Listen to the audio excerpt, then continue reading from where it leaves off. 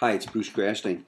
I wanted to try to communicate in a different way with you. I'm experimenting using video. Please have a little patience with me. I was watching television this morning, the Sunday talk shows, and I saw Fareed Zakaria. He said some things. I thought I'd try to use his video. Following are his initial words that caught my ears. I think the reality is that America does not face an immediate debt crisis. Take a look at the simplest indicator. The day that Standard & Poor's raised its now famous warnings about America's debt, markets decided to lower America's borrowing costs. I spoke this morning, he was just aping words from Paul Krugman. Krugman wrote this blog on April 19th.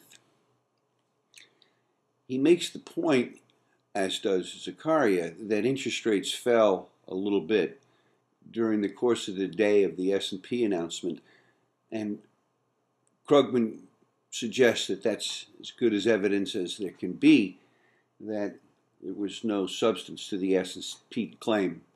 Note at the bottom of the Krugman blog that he says, "People, this was a non-event." This is such dangerous talk from a Nobel economist.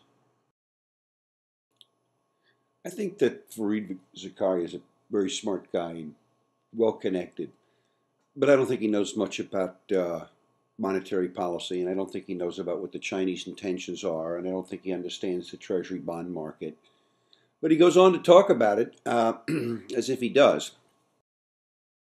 And despite all that public worrying, markets keep lowering the rates at which we can borrow money. Why? Well, around the world, people, countries, companies are looking for safe, liquid investments.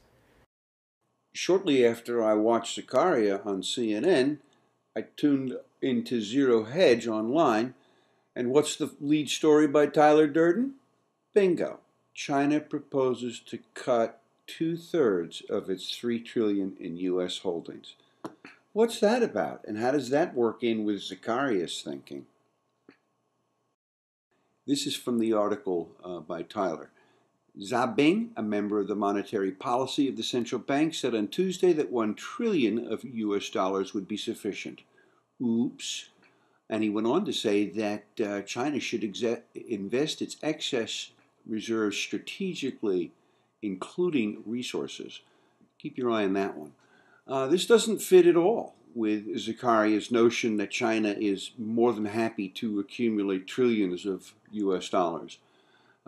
Is this gentleman Xi Bing the only person in China talking like this? Not the case at all. A quote from this gentleman here, Tang. He basically says the same thing, that China needs 800 to 1.3 trillion in reserves, does not need 3 trillion. And what does he say to do with it? Purchasing strategic resources. Once again, Zakaria does not seem to be in touch with reality and what the Chinese interests are and how valuable our U.S. Treasury bonds are. I tried to end my blog posts with a picture of graffiti that I think captures my thinking in the post.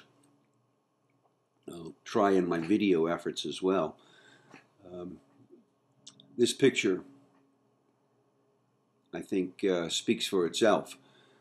My message here is don't listen to the TV talking heads. They don't always have the right story. Thank you.